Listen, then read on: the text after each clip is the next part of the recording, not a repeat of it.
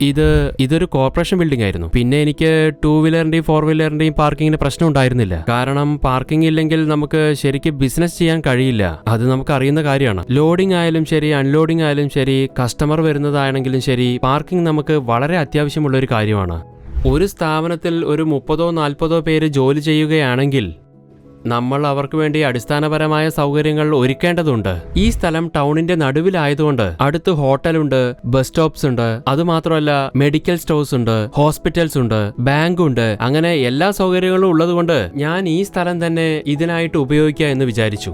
എപ്പോഴും മിനിമം 5 വർഷമെങ്കിലും അഗ്രിമെന്റ് ഇടണം. നമ്മൾ ഇൻവെസ്റ്റ് ചെയ്തത് തിരിച്ചെടുക്കാൻ മിനിമം 3 വർഷമെങ്കിലും ആവും. അത് ഒരു ബിസിനസ്സിന് മാത്രമല്ല, ഏതൊരു ബിസിനസ് തുടങ്ങിയാലും നമ്മുടെ ഇൻവെസ്റ്റ്മെന്റ് തിരിച്ചെടുക്കാൻ 3 വർഷമാവും. ഒരു സൂപ്പർ മാർക്കറ്റ് ബിസിനസ് എങ്ങനെ തുടങ്ങാമെന്ന് ചിന്തിക്കുകയാണോ നിങ്ങൾ? എന്നാൽ എവിടെ എങ്ങനെ തുടങ്ങണമെന്ന് നിങ്ങൾക്ക് അറിയില്ലായിരിക്കും. അതിനായി നിങ്ങളെ ബോസ്വാല ആപ്പ് സഹായിക്കുന്നു. സൂപ്പർ മാർക്കറ്റ് ബിസിനസ് എന്ന കോഴ്സ് ലാഭകരമായ ഒരു സൂപ്പർ മാർക്കറ്റ് ആരംഭിക്കാനും വിജയകരമായി പ്രവർത്തിക്കാനും വേണ്ട അറിവുകൾ പകർന്നു തരാനുമുള്ള സമഗ്രമായ ഒരു കോഴ്സാണ്. ഒരു സൂപ്പർ മാർക്കറ്റ് ബിസിനസ് എങ്ങനെ ആരംഭിക്കാമെന്ന് ഈ കോഴ്സിലൂടെ നിങ്ങൾക്ക് പഠിക്കാൻ സാധിക്കും. ഒരു സൂപ്പർ മാർക്കറ്റ് പ്രവർത്തിക്കുന്നതിന്റെ ഗുണങ്ങളെക്കുറിച്ചും ആ സൂപ്പർ മാർക്കറ്റ് ആരംഭിക്കുന്നത് നല്ലൊരു ആശയമാണെന്നും നിങ്ങൾക്ക് ഈ കോഴ്സിലൂടെ മനസ്സിലാക്കാൻ സാധിക്കും. ഒരു സൂപ്പർ മാർക്കറ്റ് ആരംഭിക്കുന്നതിനെ കുറിച്ചുള്ള ഘട്ടം ഘട്ടമായ ബിസിനസ് പ്ലാൻ എങ്ങനെ ആരംഭിക്കാമെന്നും ഈ കോഴ്സിലൂടെ നമുക്ക് പഠിക്കാൻ കഴിയും. നമുക്കിനി വീഡിയോയിലേക്ക് കടക്കാം. ഇൻവെസ്റ്റ്മെന്റ് നോക്കിയാൽ മുഴുവനായിട്ടും ഒരു ഇന്റീരിയറിന് ഒരു 2 ലക്ഷം രൂപയായി, 2 lakhs. അടുത്തത് നോക്കുവാണെങ്കിൽ ഞാനൊരു സൂപ്പർ മാർക്കറ്റിംഗ് വാങ്ങിച്ചു, അതൊരു 7 ലക്ഷത്തിൻ്റെ അടുത്തായി, 7 lakhs. പിന്നെ നോക്കുവാണെങ്കിൽ ഗ്രൗണ്ട് ഓരോ ഫിനിഷിങ്ങിനും ഒരു 4 ലക്ഷത്തിനടുത്തെത്തി. പിന്നെ പ്രധാനമായും മെറ്റീരിയൽസ് അതെപ്പോഴും പോലെ തന്നെ 15 lakhs ആയി. അങ്ങനെ എല്ലാം കൂടെ കണക്ക് കൂട്ടി നോക്കുമ്പം ഒരു 25 ലക്ഷത്തിൻ്റെ അടുത്തായി ടോട്ടൽ എമൗണ്ട്. പിന്നെ നോക്കുവാണെങ്കിൽ ഈ ലൈസൻസ് അതൊന്നും വലിയ കോസ്റ്റ്ലി ആയിട്ടില്ല, കാരണം ഞങ്ങൾക്ക് അറിയുന്ന ആൾക്കാരുള്ളത് കൊണ്ട് തന്നെ. പിന്നെ ഓൾറെഡി ഇവിടെ ഒരു ഫർണിച്ചർ കട ഉള്ളത് കൊണ്ടും തന്നെ ലൈസൻസ് ഞങ്ങൾക്ക് എളുപ്പത്തിൽ കിട്ടി. ഞങ്ങൾ അപ്ലൈ ചെയ്ത് ഉടൻ തന്നെ കിട്ടുകയും ചെയ്തു. പിന്നെ ഫുഡ് ഓഫീസ് അത് നോക്കുവാണെങ്കിൽ ഞങ്ങൾക്കൊരു 3 കൊല്ലത്തേക്കാണ് കിട്ടിയത്. അതുകൊണ്ട് ഞങ്ങൾക്ക് അതിനൊരു പ്രശ്നം ഉണ്ടായിട്ടില്ല. ഇതിന്റെ തുടക്കത്തിൽ എനിക്ക് ഇൻവെസ്റ്റ്മെന്റ് ഒരു 40 ലക്ഷം ആവശ്യമായി വന്നു. അതിൽ ഒരു 15 ലക്ഷം എൻ്റെ ബ്രദർ കൊടുത്ത് എന്നെ സഹായിച്ചു. പിന്നെ എനിക്കൊരു 2 ഫ്രണ്ട്സ് ഉണ്ടായിരുന്നു, അവർ 5 ലക്ഷം വീതം തന്ന് സഹായിച്ചു.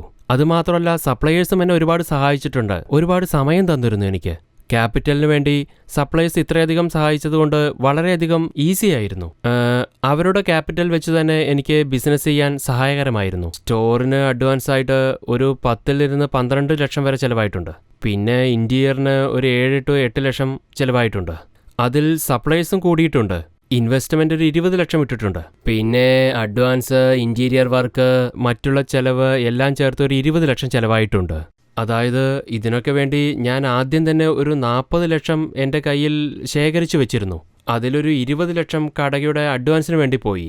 പിന്നെ കടയുടെ ഇന്റീരിയർ, റാക്സ്, കമ്പ്യൂട്ടർ അങ്ങനെ എല്ലാം ചേർത്ത് ഒരു 20 ലക്ഷം വീണ്ടും ചിലവായി. പിന്നെ സാധനങ്ങളൊക്കെ ഇറക്കുന്നതിന് വേണ്ടി ഒരു 20 ലക്ഷം മാറ്റി വെച്ചിരുന്നു. അതുകൊണ്ട് ആ 20 ലക്ഷം കൊണ്ട് ഞാൻ സാധനങ്ങൾ ഇറക്കി. സാധനങ്ങൾ അധികമാകുമ്പോൾ സ്വാഭാവികമായും ബിസിനസ്സും കൂടുമല്ലോ. 13 വർഷത്തെ വർക്കിംഗ് എക്സ്പീരിയൻസ് എനിക്കുള്ളത് കൊണ്ട് സപ്ലയേഴ്സ് എന്നെ ഒരുപാട് ഹെൽപ്പ് ചെയ്തു. കാരണം 1-2 അല്ല, 13 വർഷമാണ് ഞാൻ അവരോട് വർക്ക് ചെയ്തത്. ആ സമയത്തും എൻ്റെ കൂടെ ബ്രദർ വർക്ക് ചെയ്യുന്നുണ്ടായിരുന്നു. അതും എനിക്കൊരു സഹായം തന്നെയായിരുന്നു.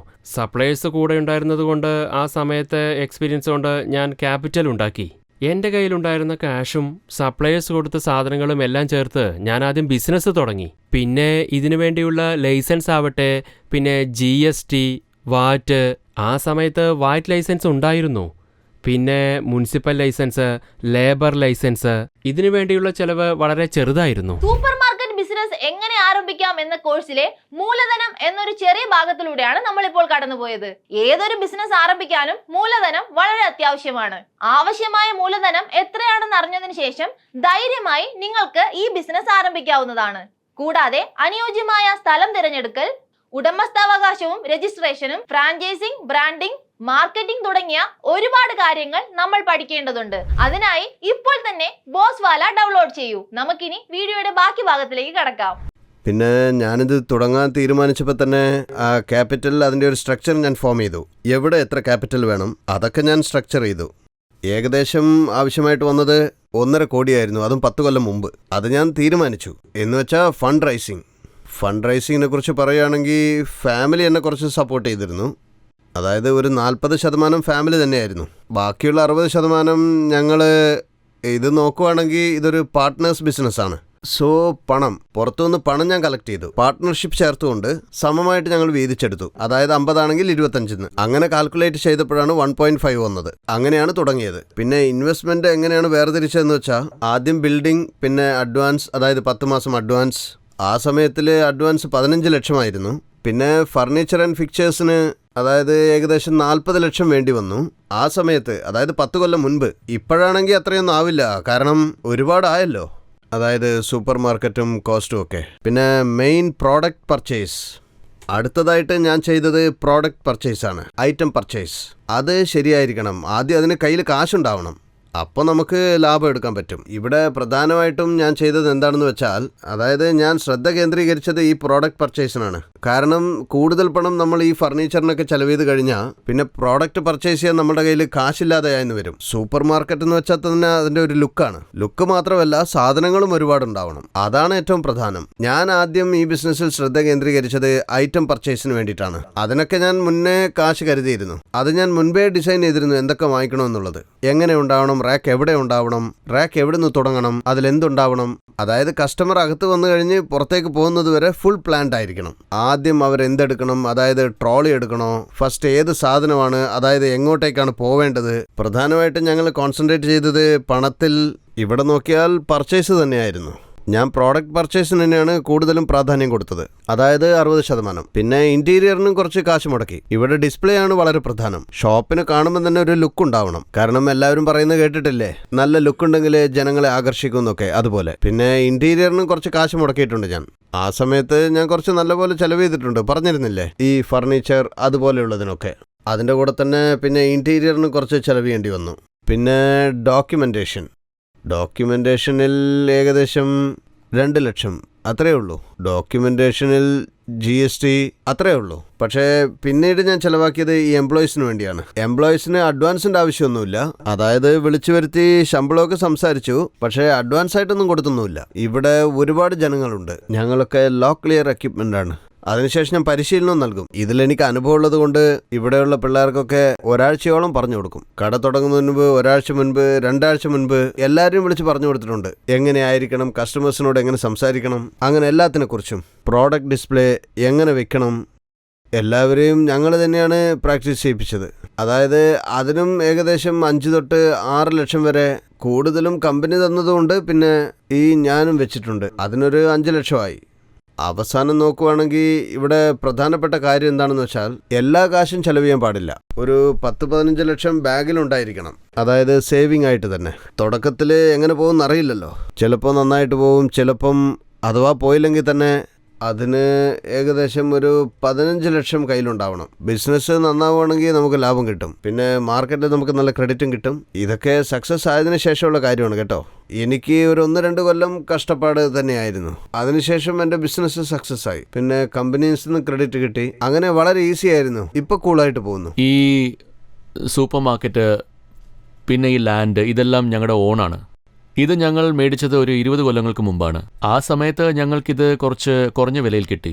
ആ സമയത്ത് റേറ്റ് വളരെ കുറവായിരുന്നു, അതുകൊണ്ട് ഞങ്ങൾക്ക് മേടിക്കാൻ കഴിഞ്ഞു. അത് ഞങ്ങൾക്ക് കുറഞ്ഞ വിലയിൽ കിട്ടിയതുകൊണ്ട് സൂപ്പർ മാർക്കറ്റ് ഞങ്ങൾ ഇവിടെ തന്നെ പ്ലാൻ ചെയ്ത് കെട്ടി. എന്നാൽ ഈ സൂപ്പർ മാർക്കറ്റ് ഞങ്ങളെ ഒരുപാട് മുന്നോട്ട് കൊണ്ടുപോയിട്ടുണ്ട്. ഞങ്ങൾക്ക് ഈ ബിൽഡിംഗ് കെട്ടാനുള്ള ഇൻവെസ്റ്റ്മെൻറ്റിൻ്റെ കാര്യം നോക്കുകയാണെങ്കിൽ ഞങ്ങൾ ആക്ച്വലി സ്റ്റെപ്പ് ബൈ സ്റ്റെപ്പാണ് പോയത്. ആദ്യം ഒരു ഫ്ലോർ കെട്ടി, അതായത് ഗ്രൗണ്ട് ഫ്ലോർ. അതിന് കൂടുതൽ ചിലവായില്ല. അത് കഴിഞ്ഞിട്ട് ബിസിനസ്സിന് വേണ്ടി സപ്ലയേഴ്സ് എല്ലാവരും ഞങ്ങൾക്ക് അറിഞ്ഞ ആൾക്കാർ തന്നെയാണ്. അവരോട് ഞങ്ങൾ റിക്വസ്റ്റ് ചെയ്തു. അതുകൊണ്ട് തന്നെ തുടക്കത്തിൽ അവരെല്ലാവരും ഞങ്ങളെ സഹായിക്കുകയും ചെയ്തു. അതായത് അവർ ഞങ്ങൾക്ക് സാധനങ്ങൾ തന്നു, പക്ഷേ പൈസ പിന്നീട് മേടിക്കാമെന്ന് പറഞ്ഞു. അതായിരുന്നു ഞങ്ങളുടെ ഡീൽ. എന്നാൽ ഞങ്ങളും ബിസിനസ് വളരെ വേഗം മുന്നോട്ട് കൊണ്ടുപോയി പൈസ തിരിച്ചു കൊടുത്തു. ഇപ്പോൾ ഞങ്ങൾ ക്രെഡിറ്റ് എടുക്കുന്നത് വളരെ ചെറിയ സമയത്തിനാണ്. അതായത് ബിസിനസ് അതേ ബിസിനസ്സാണ്. 20 ദിവസങ്ങൾക്കുള്ളിൽ ഞങ്ങൾ പൈസ തിരിച്ചു കൊടുക്കുന്നുണ്ട്.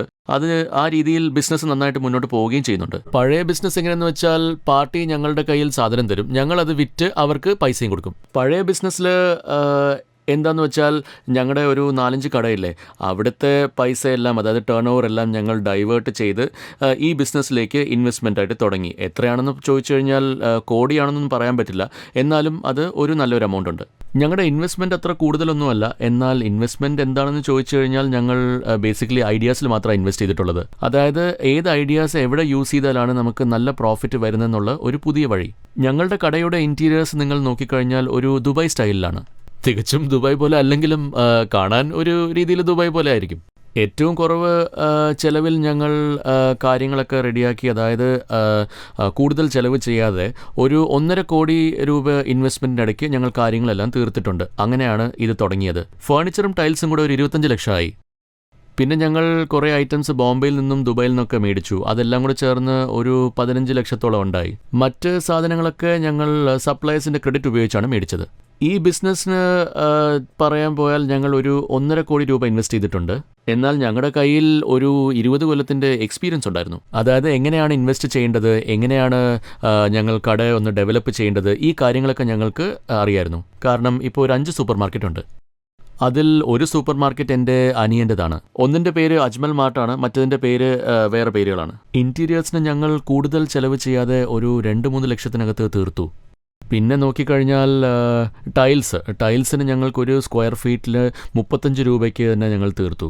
അതായത് ഒരു 5 ലക്ഷം രൂപയിൽ തീർന്നു. പിന്നെ ഫ്രിഡ്ജ്, AC, ഈ കാര്യങ്ങളൊക്കെ, ഇതെല്ലാം കൂടെ ഏകദേശം 80 ലക്ഷം രൂപ. ചെറിയ എമൗണ്ട് നമ്മൾ ഇൻവെസ്റ്റ് ചെയ്യുകയാണെങ്കിൽ അതിൽ തന്നെ നമുക്ക് നല്ല ലാഭം കാണാൻ പറ്റുകയും ചെയ്യും. പിന്നെ ഇവിടെയുള്ള റാക്സ്, ട്രോളീസ്, ഇതിൻ്റെയൊക്കെ വില ഒരു 5-6 ലക്ഷത്തിൻ്റെ അകത്താണ്. ഞങ്ങളുടെ ബിസിനസ് നന്നായിട്ട് തന്നെ പോകുന്നുണ്ട്. ചെറിയ ഇൻവെസ്റ്റ്മെൻറ്റിൽ നല്ല റിട്ടേൺസ് വരുന്നുണ്ട്.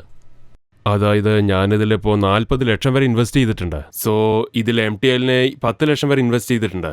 പിന്നെ ഇതിൽ ഒരു 5 ലക്ഷം രൂപ അഡ്വാൻസിന് കൊടുത്തിട്ടുണ്ട്. ബാക്കിയുള്ളൊരു 20 ലക്ഷം എല്ലാ മെറ്റീരിയലിനും കൂടി ആയിട്ടുണ്ട്. പിന്നെ ചെറിയ മെറ്റീരിയലിന് ഒരു 20 ലക്ഷം ചെലവായിട്ടുണ്ട്. സോ ബാക്കി കാശ് ഇതിന്റെ ലൈസൻസിന് വേണ്ടിയിട്ടും ചെലവായിട്ടുണ്ട്. ഏകദേശം ഒരു 30,000 രൂപ. പിന്നെ ഈ കമ്പ്യൂട്ടർ, സ്കെയില്, അങ്ങനെ ചെറിയ സാധനങ്ങൾക്കൊക്കെ ഏകദേശം എല്ലാത്തിനും കൂടി ചേർത്ത് 1 ലക്ഷം രൂപ ആയിട്ടുണ്ട്. പിന്നെ ജോലിക്കായിട്ട് ഞങ്ങളുടെ റിലേറ്റീവ്സിന്റെ കുട്ടികൾ തന്നെയായിരുന്നു ഉള്ളത്. അവർക്ക് അഡ്വാൻസ് ഒന്നും കൊടുത്തിട്ടില്ല. പിന്നെ ഞാൻ പുതിയതായി ബിസിനസ് ചെയ്യുന്നതുകൊണ്ട് ഒരു ബാങ്കും എനിക്ക് ലോൺ തന്നിട്ടുണ്ടായിരുന്നില്ല. അതുകൊണ്ട് ഞാൻ അതിന് ശ്രമിച്ചില്ല.